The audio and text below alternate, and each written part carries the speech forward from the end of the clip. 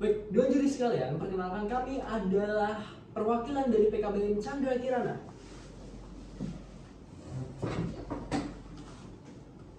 Dewan juri yang terhormat, perkenalkan, saya Rafael Rabani Alzikru. Saya adalah pembicara pertama dari pihak pro. Di sini saya berdiri untuk mendukung mosi. Dewan ini akan menjadikan literasi digital sebagai mata pelajaran wajib di SMA. Sebelum kita masuk ke ranah argumentasi, saya ingin menjelaskan dua definisi dalam mosi hari ini atau dalam perdebatan hari ini. Yang pertama adalah literasi digital, di mana literasi digital adalah kemampuan individu untuk bisa memahami, mengevaluasi, serta menggunakan teknologi digital dengan penuh tanggung jawab dalam efisiensi dan beretika. Yang kedua, mata pelajaran wajib di SMA. Mata pelajaran wajib di SMA adalah mata pelajaran yang ditentukan oleh pemerintah dengan kurikulum di jenjang SMA. Contohnya seperti matematika, IPA, bahasa Indonesia, dan lain-lain. Yang dimana seluruh siswa wajib mengambil pelajaran sebagai syarat kelulusan. Dewan juri terhormat, saat ini kita hidup di era digital, yang dimana teknologi telah mengubah bagaimana cara masyarakat belajar, bekerja, dan berkomunikasi, bahkan mencari informasi. Perubahan ini tentu membawa banyak manfaat, namun dibaliknya, manfaat tersebut juga terdapat berbagai ancaman seperti penyebaran hoaks, penipuan daring, pencurian data, perundungan cyber, hingga berbagai bentuk kejahatan lainnya. Literasi digital sudah menjadi alat bertahan hidup di zaman ini untuk menangkal hoax dan penipuan online. Status ke saat ini masih menyisipkan materi digital ke mata pelajaran lain, contohnya seperti informatika yang membuat pembahasan yang tidak mendalam dan sering terabaikan. Menjadikan mata pelajaran wajib akan memaksa pemerintah membuat kurikulum nasional seragam sehingga terdapat evaluasi dan ujian. Itu dapat membuat siswa dan guru terdorong untuk menganggap materi ini lebih serius ke depannya. Meskipun kami mengakui fasilitas digital di sekolah belum setara dalam hal komputer dan internet dasar, namun tujuan utama mata pelajaran digital bukanlah untuk melahirkan orang-orang jenius dalam bidang teknologi, melainkan untuk memberikan peringatan dini akan pentingnya tanggung jawab, etika, dan perlindungan diri saat berselancar dalam internet.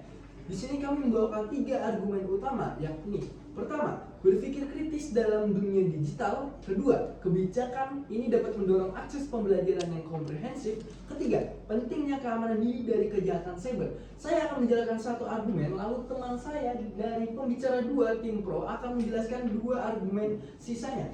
Argumen pertama, berpikir kritis dalam dunia digital.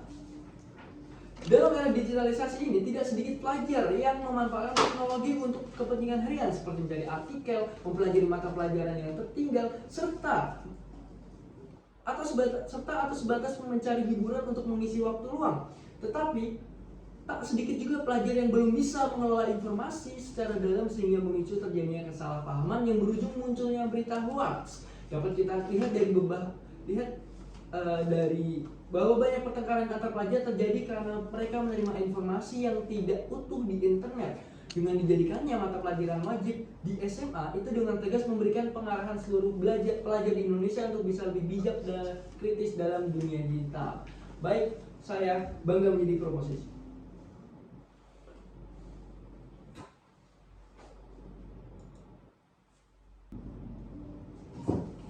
Baik, saya mau mulai bicara dari teman 3, 2, 1. Yang terhormat, Dewan Juri, perkenalkan saya Sarah Aulia selaku pembicara 2 dari pihak proposisi. Izinkan saya langsung menanggapi argumentasi yang mungkin akan disampaikan oleh pihak oposisi serta memperkuat argumen tim kami dengan mosi Dewan ini menjadikan literasi digital sebagai mata pelajaran wajib di SMA. Pihak oposisi mungkin akan berargumen bahwa di zaman sekarang pelajar sudah lebih melek mengenai literasi digital dibanding zaman dahulu karena mereka sudah lahir ketika era digitalisasi sudah mendunia. Kami mengakui bahwa sebagian anak muda sudah terpapar mengenai ilmu digital yang cukup mendalam. Namun, argumen tersebut belum mampu membuktikan bahwa status quo tersebut berlaku untuk seluruh pelajar secara merata. Sehingga terkesan menyamaratakan keadaan setiap pelajar.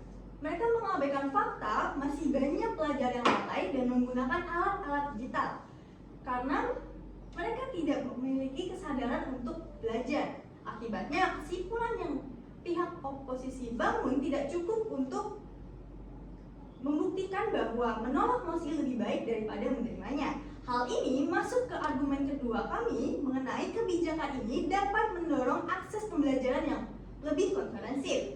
Karena jika sudah kita jadikan sebagai mata pelajaran wajib, seluruh siswa otomatis akan terpapar pembelajaran yang sama dan setara. Coba bayangkan, jika literasi digital hanya dijadikan ekstrakurikuler atau bahkan tidak sama sekali, sudah bisa dipastikan dalam literasi digital hanya kalangan tertentu saja yang memang peduli, dan yang tidak cukup untuk belajar akan tetap terjebak dalam lingkungan, akan tetap terjebak pada lingkaran setan dunia digital.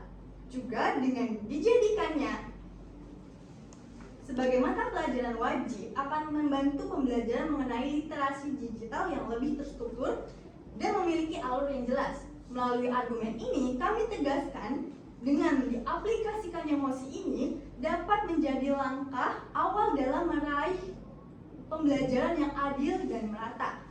Kita masuk ke argumen yang ketiga yang tidak kalah penting untuk dipertimbangkan, yaitu mengenai pentingnya dari kejahatan siber. Dalam dunia digital saat ini tentu akan banyak celah untuk oknum tidak bertanggung jawab untuk melancarkan kejahatan melalui teknologi digital. Kita sama-sama mengetahui bahwa banyak informasi dari diri sudah terdata dalam dunia digital seperti KTP, akun bank, jejak digital, dan lain sebagainya. Jika tidak diberikan pembelajaran dini untuk menghindari masalah seperti ini, seperti peretasan, phishing, kejahatan perlindungan cyber, maka dapat dibayangkan seberapa banyak orang yang akan jatuh ke dalam jebakan tersebut. Melalui kebijakan ini dapat meminimalisir adanya korban maupun pelaku kejahatan di masa yang akan datang.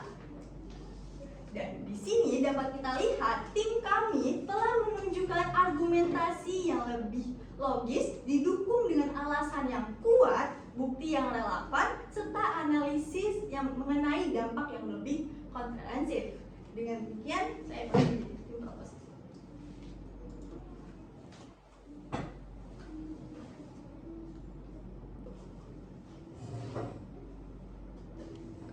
Baik, saya akan berbicara dalam 3, 2, 1. Selamat sore Dewan Juri yang terhormat, saya Caroline Rosian Pramagwarimurti tadi sebagai pembicara ketiga dari pihak proposisi untuk mosi Dewan ini akan menjadikan literasi digital sebagai mata pelajaran wajib di SMA.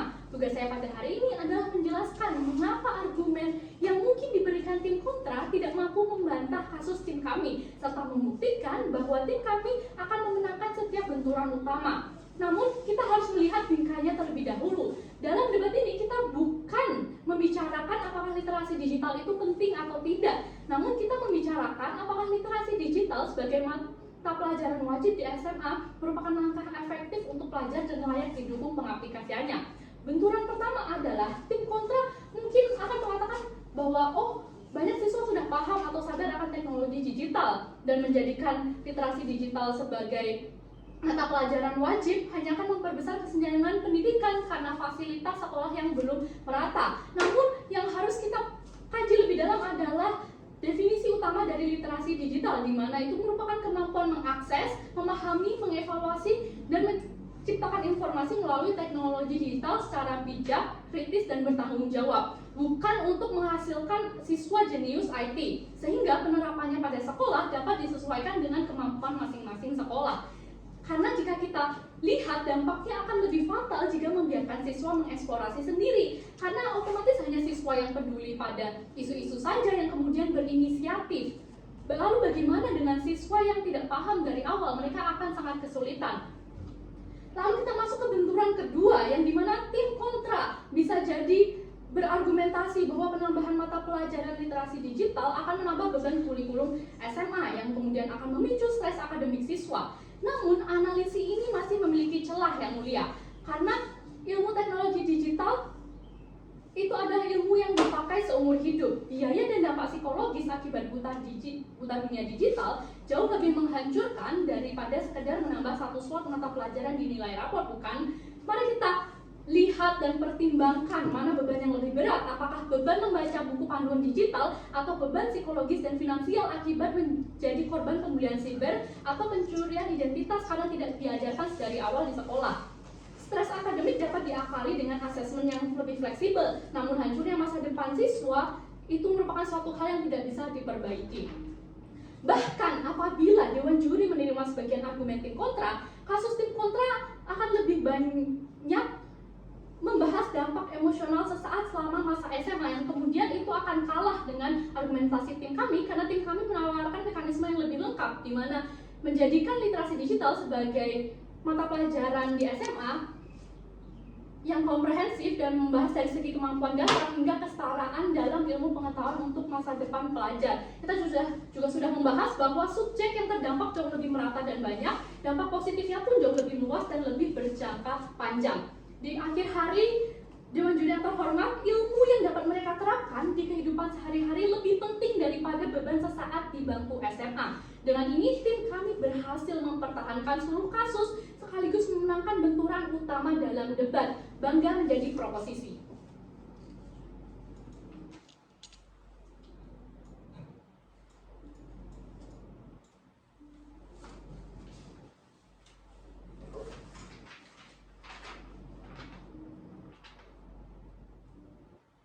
Baik, saya akan melanjutkan dalam kapasitas saya sebagai pembicara penyimpul. Pada awal perdebatan, kita dihadapkan pada dua pandangan utama Dewan Juri yang terhormat. Pandangan pertama adalah pandangan tim proposisi bahwa kebijakan ini harus diaplikasikan karena urgensinya lebih penting berdasarkan status quo saat ini. Pandangan yang kedua adalah kemungkinan pandangan tim oposisi bahwa tidak ada urgensi untuk kebijakan ini diaplikasikan karena ada banyak faktor yang masih belum siap untuk menerima kebijakan ini. Namun mari kita lihat mengapa bisa jadi argumen lawan gagal. Karena kemungkinan argumen mereka kebanyakan hanya berfokus pada dampak langsung dan sesaat seperti beban kurikulum ataupun membuat jurang ketidaksetaraan dalam fasilitas pendidikan. Sebaliknya, argumen kami terbukti unggul karena dampak yang kami berikan lebih besar, luas dan memberikan efek jangka panjang, realistis dengan status quo dunia saat ini. Sehingga dengan mendukung mosi ini, kita bisa menyiapkan generasi yang lebih bijak dan bertanggung jawab dalam berselancar di dalam dunia digital. Tim kami telah membuktikan 3 hal penting dalam debat ini. Pertama, terkait betapa pentingnya kemampuan berpikir kritis saat menyelam di dunia digital. Karena bahkan propaganda sudah gencar dilakukan di dunia digital. Sehingga kemampuan berliterasi digital dapat meminimalisir pilihan buruk di masa yang akan datang bagi kehidupan pelajar. Kedua, mengenai akses pembelajaran yang komprehensif. Karena otomatis semua siswa SMA akan terpapar mengenai ilmu dunia digital dan tidak terjadi kesenjangan ilmu pengetahuan.